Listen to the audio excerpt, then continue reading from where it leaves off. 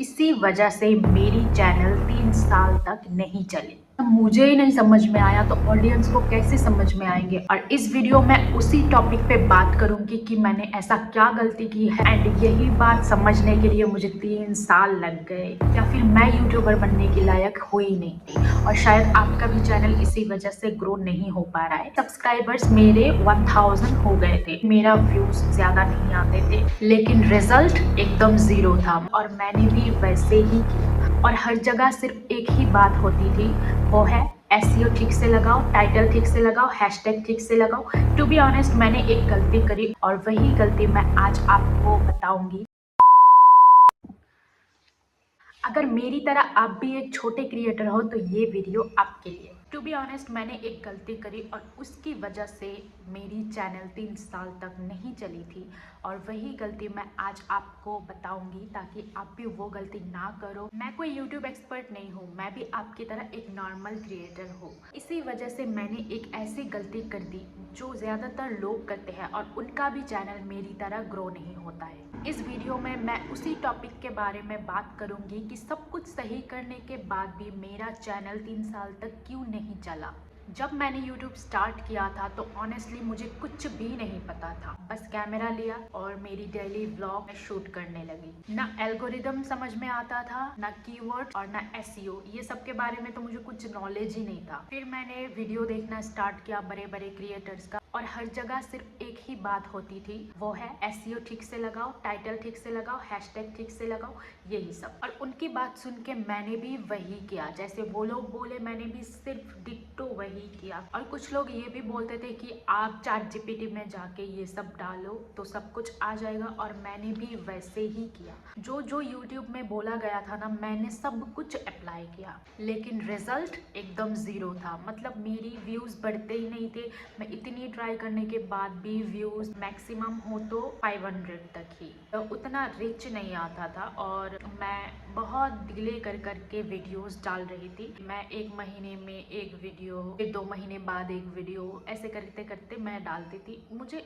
वैसा कुछ पता ही नहीं था कि एक साल में 4000 आपका वॉच आवर होना चाहिए, वो भी मुझे नहीं पता था। तो मैं ऐसे करते करते वीडियोस डालती रही और मैंने एसईओ वगैरह सब कुछ सही लिखा और मुझे लगा कि मेरा चैनल तो एकदम वायरल हो जाएगा। फिर मैंने बहुत ज़्यादा स्टडी करने लगी और लोग बोले कि शॉर्ट्स डालो, शॉर्ट्स से आपका सब्सक्राइबर बढ़ेंगे। तो हाँ, सब्सक्राइबर तो बढ़े, बट मेरा व्यूज़ इनिशियल जो मैं व्लॉग्स डालती थी उनमें मेरा व्यूज़ ज़्यादा नहीं आते थे। जब मैं शॉर्ट्स डालती थी तब थोड़े थोड़े व्यूज़ आते थे। उनमें से सब्सक्राइबर्स मेरे 1000 हो गए थे और कुछ कुछ वीडियोज़ में 200 से लेके 300 तक व्यूज़ आने लगे। तो मैं थोड़ी सी खुश हो गई थी और मुझे लगा मेरा चैनल अब चलेगा। बट लगातार 1 साल तक मैं वीडियोस बनाती रही, बट कुछ भी फ़र्क जब नहीं पड़ा, वैसे ही रहा, मतलब 200 से 300 ही। तो मेरा वॉच आवर बहुत कम बढ़ने लगे और मैं जो कंसिस्टेंट नहीं थी उसकी वजह से भी बहुत प्रॉब्लम्स आने लगे। तो मैंने अपना जो यूट्यूब चैनल है वो मैंने एकदम वो चैनल बंद कर दिया और मैं 2 साल तक कोई भी वीडियोस नहीं बनाई। मुझे लगा कि मुझ में कुछ कमी है या फिर मैं यूट्यूबर बनने के लायक हुई नहीं। तो इसीलिए मैंने 2 साल तक वीडियोस है वो मैंने डालना बंद कर दिया और अपना जो चैनल है वो मैंने बंद कर दिया था। बट आज जाके मुझे समझ में आया गलती उन एसईओ में नहीं थी या फिर हैशटैग्स या फिर टाइटल्स में नहीं थी।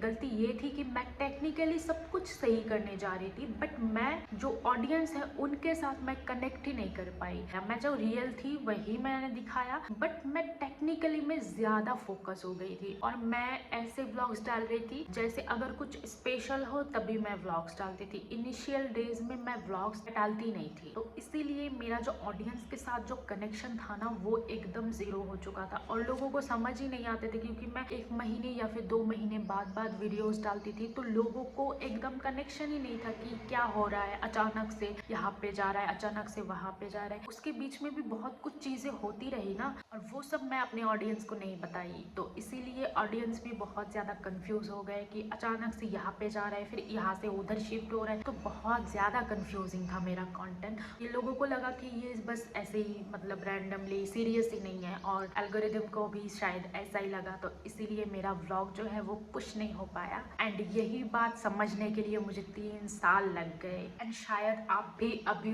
उसी स्टेज में हो, आपके पास इंफॉर्मेशन तो थे बट आपको पता नहीं है आपको कैसे वीडियोस डालने हैं या फिर कैसे कंसिस्टेंट रहना है। आप कंसिस्टेंट नहीं रह पा रहे होंगे शायद, तो इसीलिए आपका भी चैनल ग्रो नहीं हो पा रहा है।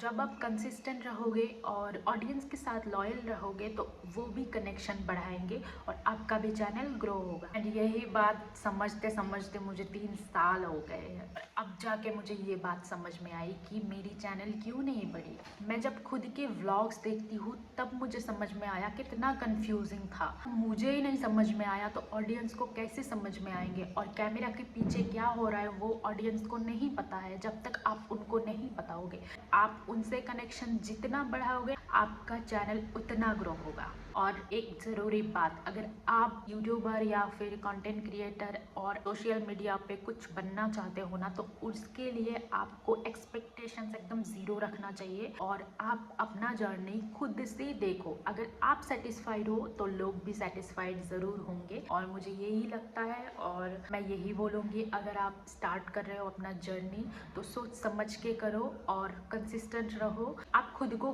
पहले सेटिस्फाइड करो कि आपकी कंटेंट देख के आप सेटिस्फाइड हो या नहीं। अगर आप सेटिस्फाइड हो तो लोग भी सेटिस्फाइड होंगे। एंड 2 साल के बाद अब मैं फिर से अपना यूट्यूब जर्नी स्टार्ट कर रही हूँ with clarity and clear audience और नो शॉर्टकट्स और no overnight growth expectation. And अगर आप यूट्यूब के बारे में एकदम सीरियस हो तो एक बात ज़रूर याद रखना, जो एंगेजमेंट है वो सिर्फ एल्गोरिदम से नहीं आती है। आपको ट्रस्ट भी रखना ज़रूरी है। खुद पे ट्रस्ट रखो और अपने कंटेंट पे ट्रस्ट रखो तो अपने आप आपको ग्रोथ मिल जाएगी। और कैसे मिलेगी ये आपको पता भी नहीं चलेगा। तो आप ज़्यादा वीडियोस वगैरह देखना बंद करो और खुद पे काम करना शुरू करो और खुद का कंटेंट खुद देख के सेटिस्फाइड करो। आप खुद को पहले इम्प्रेस करो, उसके बाद आप खुद ही कुछ ना कुछ बन जाओगे।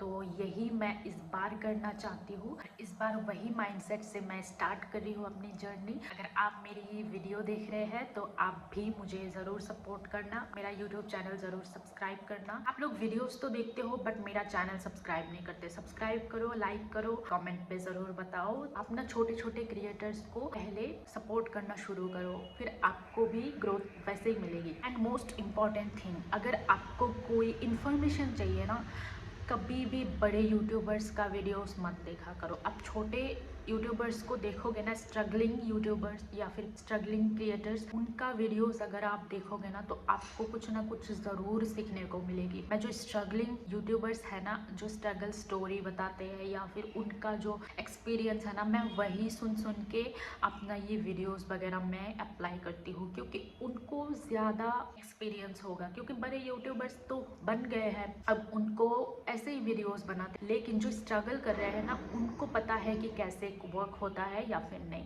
तो आज के लिए इतना ही। आप भी मुझे सपोर्ट करना एंड आई होप आप भी ज़रूर सक्सेस होंगे एक दिन। तो मेरे ये चैनल को सब्सक्राइब करना और वीडियो को लाइक कर देना। Thank you. मिलेंगे नेक्स्ट वीडियो पे। Bye bye.